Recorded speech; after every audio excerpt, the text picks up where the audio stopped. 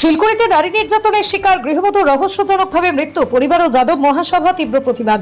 কাছাড় জেলার শিলকুড়ি চতুর্থ খণ্ডে গত মঙ্গলবার পূজা রাজভর নামের এক গৃহবধূর রহস্যজনক মৃত্যুকে ঘিরে চাঞ্চল্যের পরিবেশ সৃষ্টি হয় এলাকায়। পুলিশের তদন্তে গুরুতর প্রশ্ন উঠছে, যার ফলে পরিবার এবং যাদব মহাসভা জেলা পুলিশের বিরুদ্ধে তীব্র ক্ষোভ প্রকাশ করেন।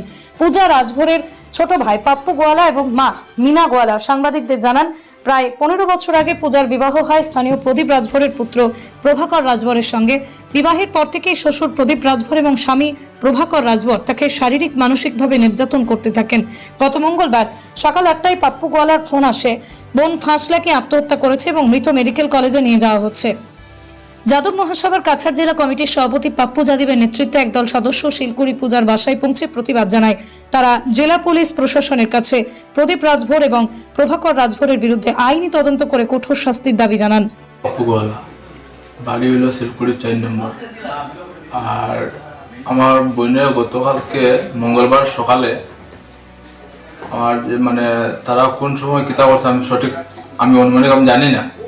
বোনের নাম কিতা? পূজা গোয়ালা, পূজা রাজভর। বাসাটা কোন জায়গা বোনের বিয়ে হয়েছে? শিলকুড়ি 4 নম্বর। মানে তোমার বাসার সামনে? আমার বাসার সামনে, বেশি না 2 মিনিটের রাস্তা। জামাইর আর শ্বশুরের নাম? প্রদীপ রাজভর আর প্রভাকর রাজভর। প্রভাকর হলো জামাইয়ের নাম আর প্রদীপ রাজভর হলো শ্বশুরের নাম। কালকে সকালে তারা মানে এরকম অ্যাটেম্প দেওয়া হয়েছে যে সুসাইড অ্যাটেম্প। আর তারা অ্যাটলিস্ট আমরা একবার ইনফরমেশন করছে না। একবার আমরা কইতো যদি আমরা একবার মনের শান্তি করলাম যে না আমরা বোন সুসাইড করছে। তো আমরা যখন গেলাম, যাওয়ার পরে তো আমরা মেডিকেলের সামনে থেকে ঘুরে আইছি। তাও এটা তারা কইছে না, আমরা বাইরের মানুষও কইছে আমরা কালকে। এটা হ্যাঁ কালকে তারা আমরা একবারটা কইছে না যে তোমার বোনের এরকম হয়েছে। বাইরের মানুষ আমরা ফোন করে কয় যে তোমার বোনের এরকম হয়েছে, তুমি মেডিকেল যাও একবার। মেডিকেল যাই যখন, তো তারা দেখি আমি রাস্তার মধ্যে তারা বাড়ি ফেরত করে বাড়ি যাওয়ার পরে আমি রাস্তার মধ্যে 2-3 বার তার দরজা নক করে আমি জিগেলাম গাড়ির যে দাদা কি হয়েছে। তারা ওটা আমার কিচ্ছু কর না। আমি 3-4 বার জিগেলাম, কিচ্ছু কর না, খালি কয় বাড়ির চলো। বাড়িতে হওয়ার পরে দেখি আমার বোন মানে গাড়ির ভিতরে আর কি চাদর দিয়া মুখ পুরো কাভার করাই, ফুল বডি কাভার করা। আমি জিগাইনের পরে তারা তো কিছু কয় না। হ্যাঁ, তারপরে আমার পরের মানুষ উঠে কয় যে সুসাইড করছে বলে। সুসাইড করছে তো আমার বোন তো হাইট না যে 12 ফুট সিলিং ফ্যানের মধ্যে, তাই সুসাইড করতো। প্লাস পয়েন্ট হচ্ছে কি তারা মানে আর কি যে মানে শাড়ি দিয়ে লাগাইছে, আর শ্বশুরের ঘর লগিয়া গামছা দিয়ে লাগাইছে, হাজবেন্ডে ওটা কর যে রশি দিয়ে লাগাইছে। কারণ কি দিয়ে লাগাইছে সঠিক তারা হইতে পারেন না। হ্যাঁ, আমি বেশি কিছু চাই না, জাস্ট আমার খালি অতটুকু জানতে লাগে যে আমার বোনের লোক ওইসে ঠিক। আমি যতটুকু জানি তারা মার্ডার করছে। হ্যাঁ, এটা সুসাইড না, এটা খালি সুসাইড না, এটা মার্ডার করছে। আজকে আমার বোনের লোক করছে, কালকে অন্য কেউ মেলেও করবো, কোনো গ্যারেন্টি নাই এরকম মানুষের।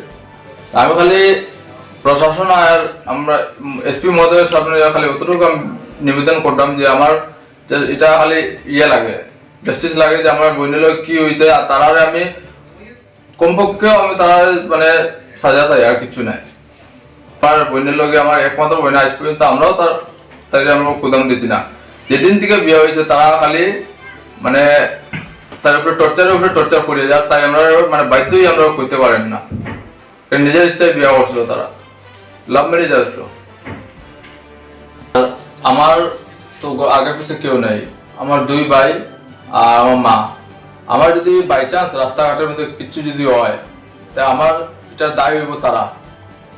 এটার দায় প্রদীপ রাজভর আর প্রভাকর রাজভর, মানে আমার বোনের শ্বশুরবাড়ি। তারা গুমগুর থানার মামলা করছি, কিন্তু গুমগুর থানার থেকে না একটা অফিসার বা একটা কনস্টেবল পর্যন্ত আইয়া এখানে তদন্ত করছে না যে কোন রুমের মধ্যে সুসাইড করছে, কি দিয়া করছে আর কোন সময় করছে, কিচ্ছু ইনকোয়ারি করছে না। পোস্টমর্টমও নিয়ে গেলাম, পোস্টমর্টম পর্যন্ত একটা অফিসার পর্যন্ত গেছে না।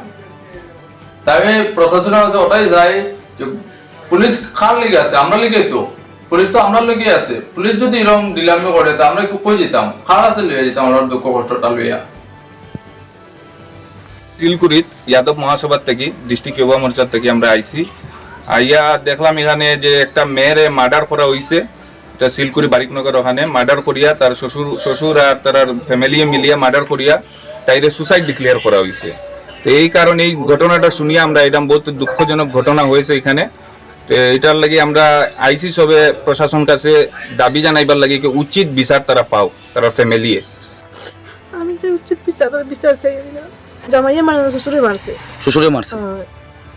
তো শ্বশুরে যে মারছে, জামাই এরকম দাঁড়ায়, তো জামাই তো কোনো সময় আটকাইতো না নি, বাবা এরকম করার উচিত হয়েছে না কইয়া।